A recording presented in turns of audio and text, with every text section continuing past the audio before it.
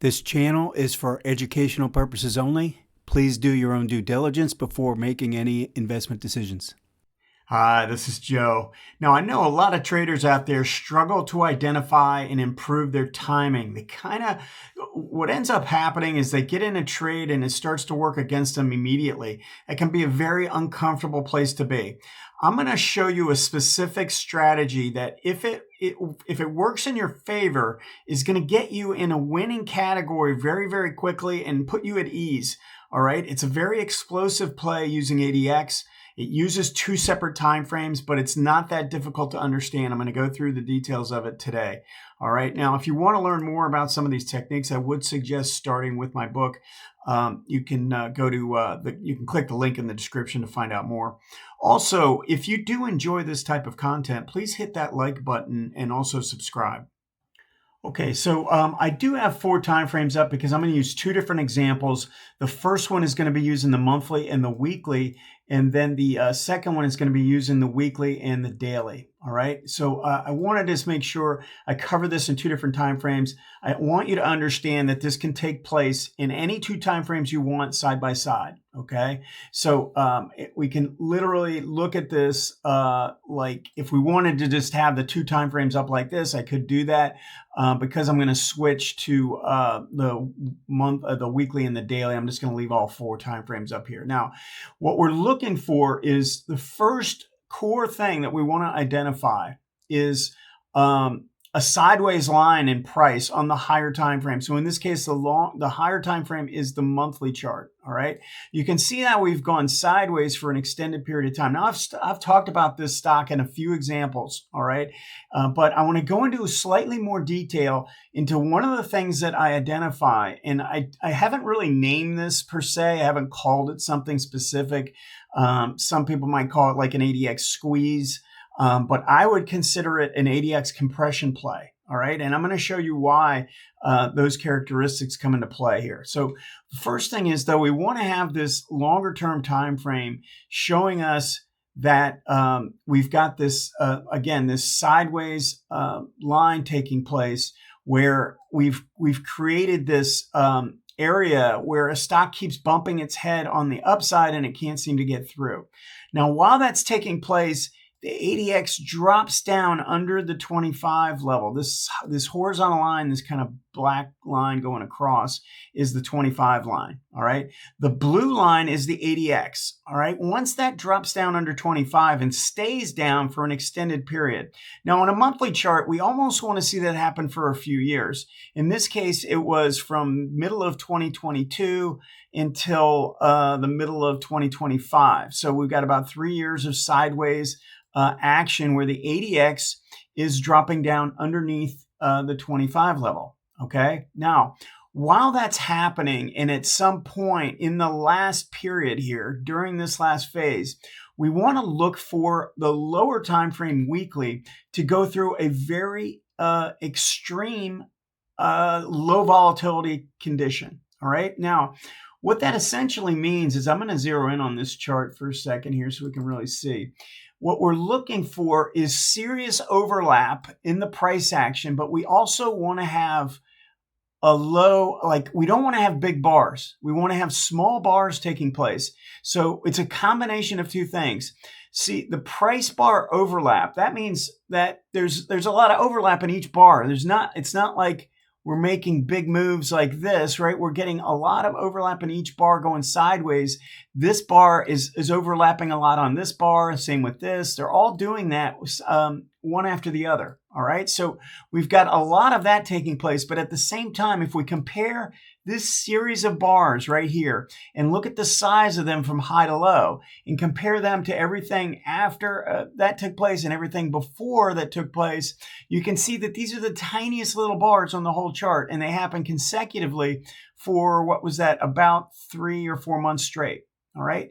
Now, what takes place when you have that is not only do you have this low ADX pattern where the ADX is below the 25 line, but you get that both DI lines dropping down below the 25 level as well, and they stay below for a decent period of time. Now, again, for this period, it was maybe about 3 or 4 months. But one of the things that you'll notice is that they don't make a lot of movement. They're working sideways very quietly for this period. So we don't want a lot of big jagged movement in the DI lines where they're breaking above the 25 level and then dropping back below. Now that can be a low trend condition, but that doesn't necessarily mean it's a low volatility condition. We want to have them all below the 25 level, telling us, okay, not only is it a low trend condition, it's also a low volatility condition, and that's what this little sideways compression is telling us. Okay, that's where there's just not a lot of movement. All right, and when we get that, it's almost like something has come to a complete stop and it's getting ready to emerge and start. It's building energy for a move that hasn't started yet. So what we do when this takes place is we're going to draw trend lines on the price pattern and look for it to emerge out of here. Now, if it's going to emerge, you could use the smaller time frame, but in most cases, you want to kind of look and see where the big resistance is, and we're looking for it to come out and emerge. And again, I've shown videos on this specific stock in the past, but it's a really great example of looking for this compression play combined with low ADX. So we get low ADX on 2 consecutive time frames, and then we get a period of low volatility, low compression, high compression, where the pattern is really just not moving. It's going sideways in a very quiet manner. All right, let me just give you another example. Let's switch over to Intel. Now, this is a different type of pattern, but it meets the same type of criteria. Now, as I've said in numerous videos when I'm using ADX, I'm looking for 2 different things that could take place. On the higher time frame, you could either have a low ADX pattern, all right, or you can have a strong ADX pattern. It can be one or the other. It doesn't have. You don't have to restrict yourself and say I'm only looking for one of these types of patterns. So I'm going to show you in this example how we actually have a strong ADX condition in place where we get a move out of this quiet. You can see this was actually a nice low ADX pattern that we broke out of. All right. And then we get something going here and we get a pullback to an 18 with a rising 18 above a rising 40, and they look absolutely parallel. All right. So we've got those 2 taking place. Now, the difference in this pattern is that we have strong ADX on this time frame.